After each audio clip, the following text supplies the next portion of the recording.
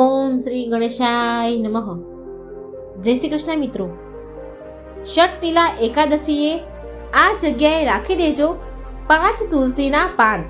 ઘરમાં સોનાનો સૂરજ ઉગશે. 25 જાન્યુઆરીએ કરજો આ ખાસ ઉપાય. ખૂબ જ સરસ મજાનો વિડીયો ધ્યાનથી મિત્રો સાંભળજો. ષટતિલા એકાદશીના દિવસે આ 5 તુલસીના પાનને આ ગુપ્ત જગ્યાએ રાખી દેશો તો ઘરમાં સુખ અને સમૃદ્ધિ હંમેશા માટે બની રહેશે. મિત્રો, જો તમારા ઘરમાં પણ આર્થિક સમસ્યા બહુ વધી ગઈ હોય તેમજ જીવનમાં ચારે બાજુથી મુશ્કેલીઓ જ આવતી હોય અને એમાંથી બહાર નીકળવાનો કોઈ રસ્તો ન દેખાતો હોય તો ષટતિલા એકાદશીના દિવસે આ 5 તુલસીના પાનનો ઉપાય અવશ્ય કરી લેજો. આથી તમારી બધી જ મનોકામના પૂર્ણ થશે તેમજ બધા દોષોથી તમને મુક્તિ પણ મળશે. એટલું ધન આવશે કે તમે સાચવી નહીં શકો. મિત્રો, લક્ષ્મી માતા તેમજ ભગવાન વિષ્ણુના આશીર્વાદથી આખું વર્ષ તમારા ઘરમાં ધનની વર્ષા થશે. મિત્રો, 25 જાન્યુઆરી એટલે કે ષટતિલા એકાદશીના દિવસે આ 5 તુલસીના પાનનો ઉપાય કરવાથી તમને અપાર ધનની પ્રાપ્તિ થશે. કારણ કે મિત્રો, આ ઉપાય છે અને વાસ્તુશાસ્ત્રમાં પણ જણાવવામાં આવ્યો છે. આથી જો તમે આવા શુભ દિવસ ઉપર આ ઉપાય કરી લેશો તો તમને એવા લાભ પ્રાપ્ત થશે કે તમારું આખું જીવન બદલાઈ રહેશે. તો મિત્રો, વિડીયોમાં આગળ વધતા પહેલા જો તમે ઈચ્છતા હો કે લક્ષ્મી માતાની કૃપા સદા તમારા ઉપર બની રહે તો આ વિડીયોને લાઈક કરી અને કમેન્ટમાં જય મા લક્ષ્મી જરૂરથી લખી દેજો. આપણા હિન્દુ ધર્મના શાસ્ત્રોમાં એકાદશીનું બહુ મહત્વ છે. ભગવાન વિષ્ણુને પણ એકાદશી બહુ જ પ્રિય છે. તો મિત્રો, આ દિવસ એટલો બધો પવિત્ર હોય છે કે જો તમે આ દિવસે કોઈ પણ ઉપાય કરો છો તો એનું ફળ તમને અવશ્ય મળે જ છે. મિત્રો, આપણા માટે હિન્દુ ધર્મમાં તમામ એકાદશીઓનું પોતાનું અલગ અલગ મહત્વ ધરાવે છે. એકાદશીની તિથિ ભગવાન વિષ્ણુને સમર્પિત છે. એક મહિનામાં 2 એકાદશી આવે છે, જેમાંથી એક કૃષ્ણ પક્ષમાં આવે છે અને બીજી શુક્લ પક્ષમાં આવે છે. આજે અમે અહીં વાત કરી રહ્યા છીએ ષટતિલા એકાદશીની, જે આ વર્ષે 25 જાન્યુઆરીના રોજ ઉજવવામાં આવશે. આ દિવસે વ્રત કરી અને ઉપવાસ કરીને ભગવાન વિષ્ણુની પૂજા કરવાથી બધી જ મનોકામનાઓ પૂર્ણ થાય છે. તેની સાથે જ જો તમારા ઘરમાં કોઈ દોષ જેમ કે વાસ્તુ દોષ, શનિ દોષ, મંગળ દોષ કે કુંડળી દોષથી જો તમે હેરાન થઈ રહ્યા છો તો મિત્રો, તમારે આ વિડીયોને આખો જોવો જોઈએ અને અમે તમને જે ઉપાય જણાવીએ છીએ એ ઉપાય તમારે પૂરા વિધિ વિધાનથી કરવા જોઈએ કે જેથી કરીને તમારી સમસ્ત મનોકામના છે તે પૂર્ણ થઈ શકે. તો મિત્રો, તમે આ વિડીયો જો અંત સુધી જોઈ લીધો તો તમારી બધી જ મનોકામના ચોક્કસપણે પૂર્ણ થશે. તેથી આ વિડીયોને છેલ્લે સુધી જોવા વિનંતી છે. તો મિત્રો, ષટતિલા એકાદશીના દિવસે આ 5 તુલસીના પાનનો ઉપાય છે તે પ્રાચીન સમયથી બહુ પ્રચલિત રહ્યો છે. આથી જો તમે આ એકાદશીના દિવસે જો તમે આ 5 તુલસીના પાનનો ઉપાય કરી લો છો તો મિત્રો, તમારા જીવનમાં ભલે ગમે તેટલી મુશ્કેલીઓ હોય એમાંથી તમે ઉજાગર થઈ શકો છો. અથવા તો તમારી કોઈ એવી મનોકામના કે જે વર્ષો જૂની હોય અને તમે એના માટે ઘણા બધા ઉપાય કર્યા હોય પણ તેમ છતાં જો તે પૂરી ન થઈ શકી હોય તો મિત્રો, હવે શુભ સમય આવી ગયો છે. તો તમે 25 જાન્યુઆરી ષટતિલા એકાદશીના દિવસે આ 5 તુલસીના પાનનો ઉપાય અવશ્ય કરી લેજો. જો તમને તમારા ધંધામાં નફો મળતો ન હોય અથવા તો ઘરનું કોઈ પણ એવું સભ્ય છે જે બીમાર જ રહેતું હોય તો મિત્રો, તમારે આજનો આ વિડીયો આખો જોવો જોઈએ. કારણ કે મિત્રો, આ વિડીયોને જો તમે એકવાર જોઈ લેશો તો તમારે બીજો કોઈ વિડીયો જોવાની જરૂર નથી. તો મિત્રો, તમારે આ વખતે આ ઉપાય અવશ્ય કરી લેવો જોઈએ. જો તમે ગયા એકાદશીના દિવસે આ ઉપાય ન કર્યો હોય તો આ વખતની એકાદશીએ તમે જો આ ઉપાય કરી લેશો તો તમને અવશ્ય ઉત્તમ ફળની પ્રાપ્તિ થશે. કારણ કે મિત્રો, એકાદશીના દિવસે ઘણા એવા શુભ સંયોગ હોય છે, શુભ સંયોગ બની રહ્યા છે કે જેથી તમે કોઈ પણ ઉપાય કરશો તો એની સીધી જ અસર તમને જોવા મળશે. તો મિત્રો, આ એકાદશીનો દિવસ એટલો બધો શુભ હોય છે કે આ દિવસે મિત્રો, માતા લક્ષ્મી અને ભગવાન વિષ્ણુ જે છે એ બહુ પ્રસન્ન મુદ્રામાં હોય છે. આથી જો તમે પૂરી શ્રદ્ધાથી આ ઉપાય કરી લો છો તો મિત્રો, તમારી સમસ્ત મનોકામના છે એ પૂર્ણ થઈ શકે છે. તો એવું માનવામાં આવે છે કે ઘણીવાર તમે મોટા હોમ હવનો પણ કર્યા હોય અને બીજા ઘણા ઉપાય કર્યા હોય પણ તેમ છતાં તમને તે ફળની પ્રાપ્તિ ન થાય. એ તમે જો આ એકાદશીના દિવસે આ ઉપાય કરો છો તો તમને તે મનોકામનાનું ફળ અવશ્ય પ્રાપ્ત થશે. તો મિત્રો આવો હવે જાણીએ આ ખાસ ઉપાય. ષટતિલા એકાદશીના દિવસે આ 5 તુલસીના પાનનો ઉપાય અવશ્ય કરવો જોઈએ. જો કોઈ એકવાર આ ઉપાય કરી લેશે તો મિત્રો તેના ઘરમાં ક્યારેય પણ પૈસા નહીં ખૂટી શકે. તેની સાથે જ મિત્રો ઘરના દોષને દૂર કરવા માટે તેમજ તમારા ઘરમાં કોઈ સભ્ય કે જેના લગ્ન ન થતા હોય તો મિત્રો તમારે આ ઉપાય અવશ્ય કરવો જોઈએ. કારણ કે 25 જાન્યુઆરીના દિવસે ષટતિલા એકાદશી રહેવાની છે. માન્યતા અનુસાર આ એકાદશીનું વ્રત કરનારના જીવનમાં દુર્ભાગ્ય, દરિદ્રતા તથા અનેક પ્રકારના કષ્ટો દૂર થઈ જાય છે અને અંત સમયે તેને મોક્ષની પ્રાપ્તિ પણ થઈ જાય છે. આથી જો આ દિવસે કોઈ પણ ઉપાય કરો છો તો તમારી જે પણ મનોકામના છે, જેની તમે ઈચ્છા રાખતા હો તે અવશ્ય પૂરી થઈ શકે છે. પણ મિત્રો તમારે આ ઉપાય છે તે પૂરી શ્રદ્ધાથી કરવાનો છે. મિત્રો તમારે આ ઉપાય છે તે પૂરી શ્રદ્ધાથી કરવાનો છે. મિત્રો ઘરની જે માતાઓ અથવા તો બહેનો છે તે આ ઉપાય કરી શકે છે. આપણા શાસ્ત્રોમાં ઘરની માતાઓ અથવા બહેનોને ઘરની લક્ષ્મી તરીકે પૂજીએ છીએ. તો જો લક્ષ્મી પોતે જ આ ઉપાય કરે છે તો તેનું ફળ અવશ્ય તમને પ્રાપ્ત થાય છે. તેની સાથે જ જો બીજા કોઈ સભ્યો આ ઉપાય કરે છે તો પણ આ ઉપાય સરળતાથી કરી શકાય છે. તો મિત્રો આ 5 તુલસીના પાનનો ઉપાય છે. તમારે પોતાના ઘરની આજુબાજુમાં જો મંદિર હોય તો તમારે ત્યાં ઉપાય કરવાનો છે. તો મિત્રો તમે આ ઉપાય છે એ સવારના સમયે અથવા તો સંધ્યાકાળના પ્રદોષકાળના સમયમાં પણ કરી શકાય છે. તો મિત્રો ષટતિલા એકાદશીના દિવસે તમારે આ 5 તુલસીના પાનનો ઉપાય અવશ્ય કરી લેવો જોઈએ કે જેથી તમારા ઘરમાં જો પૈસાની તંગી હશે અથવા તો તમારા ઘર ઉપર લેણું થઈ ગયું હોય તો એમાંથી તમને છુટકારો મળી જશે. તેમજ તમારી મનોકામના જે પણ હશે એ બધી અવશ્ય પૂરી થશે. તો મિત્રો આ ઉપાય કરવા માટે સૌપ્રથમ તમારે 5 તુલસીના પાન લેવાના છે. ખાસ ધ્યાન રાખજો, આ પાન આગલા દિવસે જ તોડીને રાખી દેવાના છે અથવા તો મંદિરમાં ચડાવેલા પાનનો પણ ઉપયોગ કરી શકાય છે. અને મિત્રો તમારે આ 5 તુલસીના પાન ઉપર એક કંકુનો ચાંદલો કરી દેવાનો છે. પછી મિત્રો જો તમારા ઘરની આજુબાજુ વિષ્ણુ ભગવાન અથવા તો માતા લક્ષ્મીનું મંદિર હોય તો એ મંદિરે જઈને તમારે લક્ષ્મી માતાને આ 5 તુલસીના પાન અર્પણ કરી દેવાના છે. તેની સાથે જો ભગવાન કૃષ્ણનું મંદિર હોય તો પણ તમે તેને આ 5 તુલસીના પાન અર્પણ કરી શકો છો.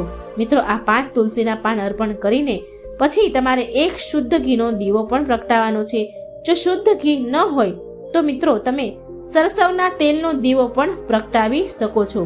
મિત્રો આ તુલસીનું પાન જે હોય છે એ શ્રી હરિ ભગવાન વિષ્ણુને બહુ જ પ્રિય છે, બહુ જ પસંદ છે. અને તેની સાથે જ મિત્રો તુલસી માતા છે એને ભગવાન વિષ્ણુની પત્ની માનવામાં આવે છે. આથી મિત્રો તુલસીજીને સાથે જોડાયેલા ઉપાય જો તમે ભગવાન વિષ્ણુને કરો છો તેમજ લક્ષ્મી માતાની સામે કરો છો તો તમારી મનોકામના અવશ્ય પૂર્ણ થઈ શકે છે. આથી મિત્રો તમારે 5 તુલસીના પાન લઈને ભગવાન કૃષ્ણ અથવા તો ભગવાન વિષ્ણુ અને માતા લક્ષ્મીને અર્પણ કરી દેવાના છે અને એક દીવો પ્રગટાવવાનો છે. પછી મિત્રો લક્ષ્મી માતાનું તેમજ ભગવાન વિષ્ણુના નામનું સ્મરણ કરવાનું છે અને તેમના નામનો જાપ પણ તમારે 21 વાર કરવાનો છે.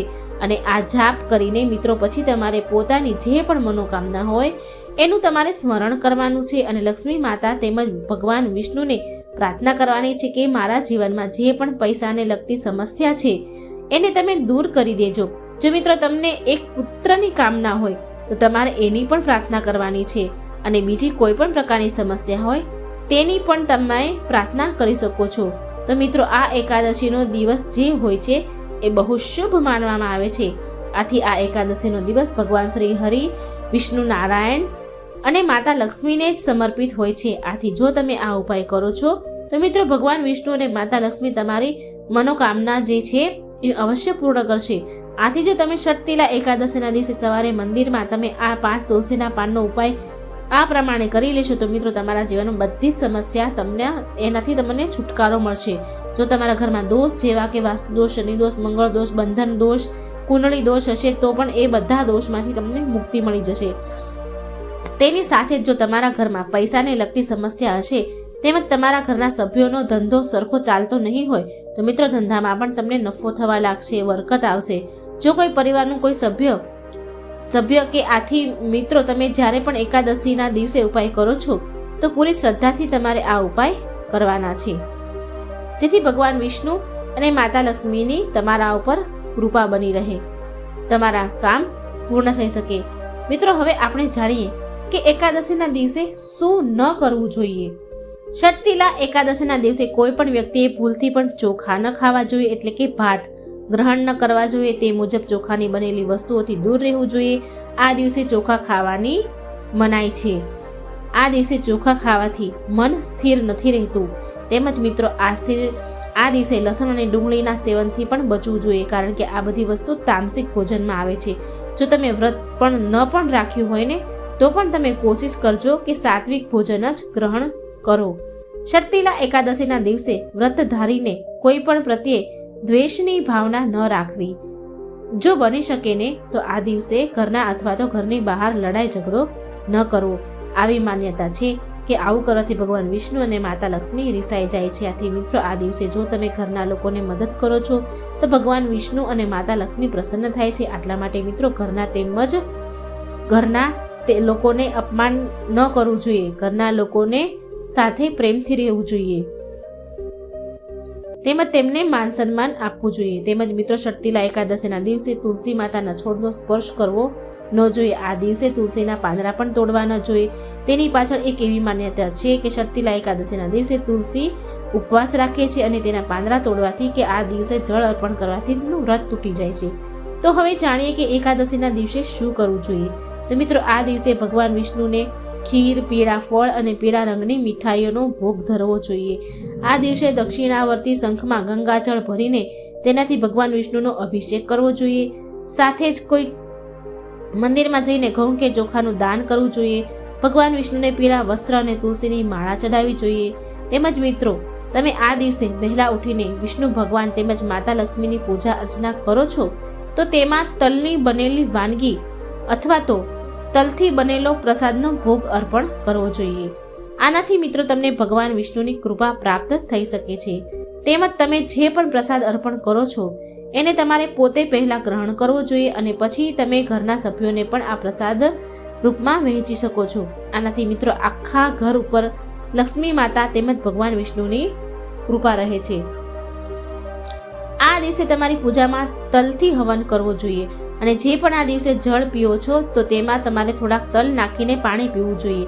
આ દિવસે ભોજનમાં કોઈ પણ તલની બનેલી વાનગી તમારે અવશ્ય લેવી જોઈએ કે જેનાથી તમને ઉત્તમ ફળની પ્રાપ્તિ થાય.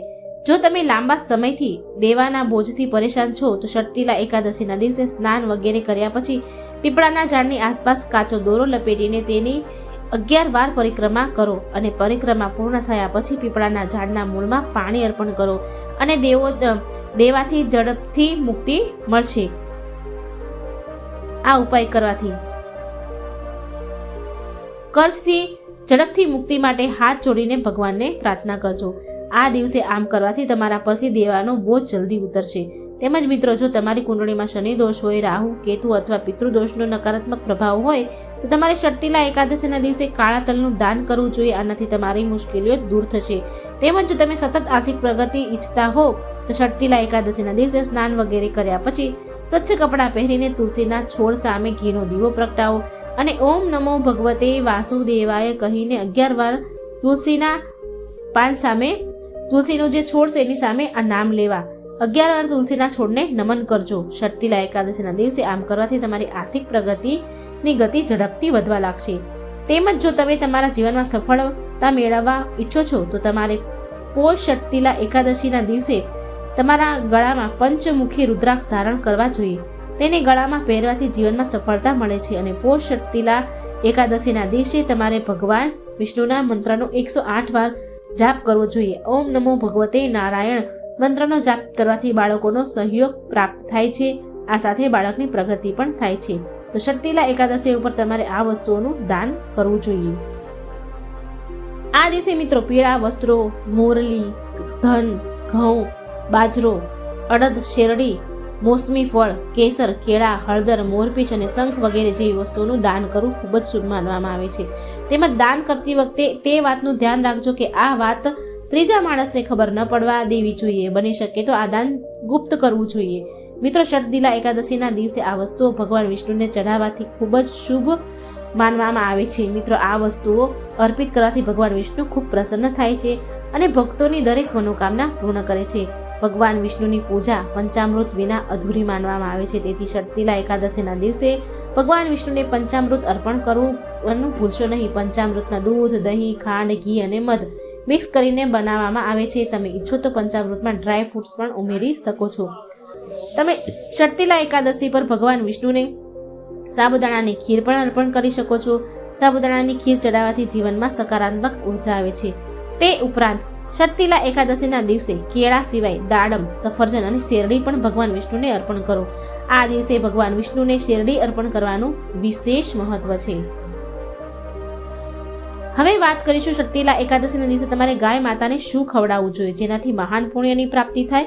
તો શક્તિલા એકાદશી પર લોટના 11 બોલ એટલે કે ગોળિયા બનાવીને તેના ઉપર હળદર લગાવો. ત્યારબાદ ગાયને ખવડાવતા સમયે તેના માથા ઉપર હળવેથી હાથ ફેરવો.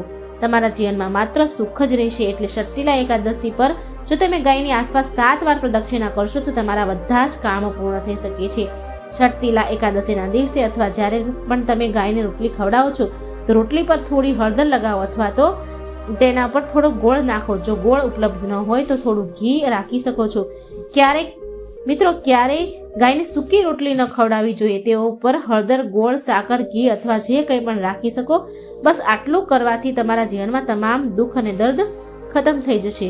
તો વહાલા મિત્રો, વિડીયોને એક લાઇક અને શેર જરૂર કરી દેજો. ચેનલને સબસ્ક્રાઇબ કરી દેજો. કમેન્ટ બોક્સમાં જય માતા લક્ષ્મી, જય શ્રી હરિ વિષ્ણુ જરૂરથી લખજો. અને અંત સુધી વિડીયો જોવા બદલ ખૂબ ખૂબ આભાર. જય શ્રી કૃષ્ણ. રાધે રાધે.